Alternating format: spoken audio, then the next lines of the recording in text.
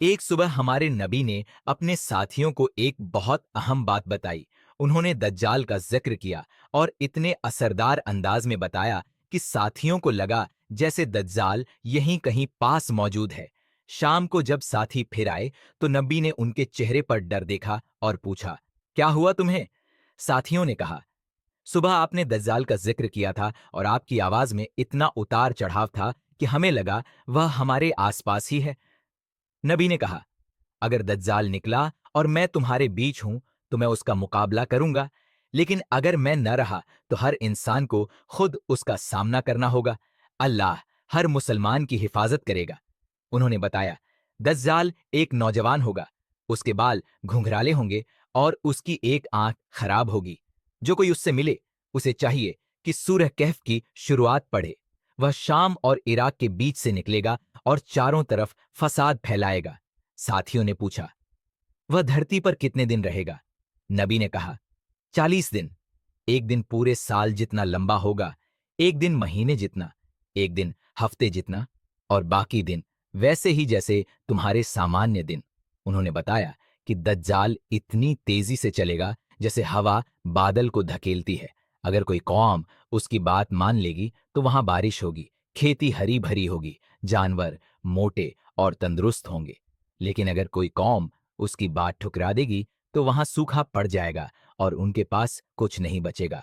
वह वीरान जमीन को कहेगा, अपने खजाने निकालो, और खजाने जमीन से निकलकर उसके पीछे ऐसे चलेंगे जैसे मधुमक्खियां रानी मक्खी के पीछे। वह एक जवान को तलवार से दो टुकड़े कर देगा और फिर उसे जिंदा करके लोगों को धोखा देगा। इसी समय अल्लाह ईसा अलैहिस्सलाम को भेजेंगे।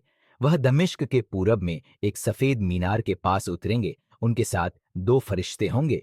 उनका चेहरा चमक रहा होगा। उनकी सांस जहां तक पहुंचेगी वहां तक हर काफिर मर जाएगा। ईसा दज्जाल को खोजेंगे और अंत में लुद्द के दरवाजे पर उसे मार देंगे।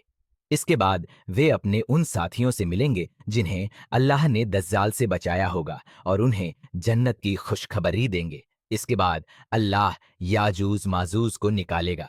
उनकी तादाद इतनी ज्यादा होगी कि वे हर ऊंची जगह से दौड़ते हुए निकलेंगे।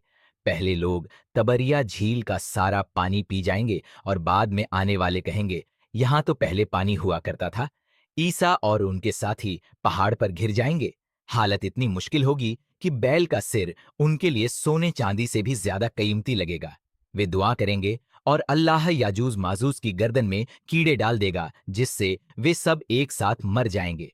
जमीन उनकी लाशों और बदबू से भर जाएगी। ईसा और उनके साथी फिर दुआ करेंगे।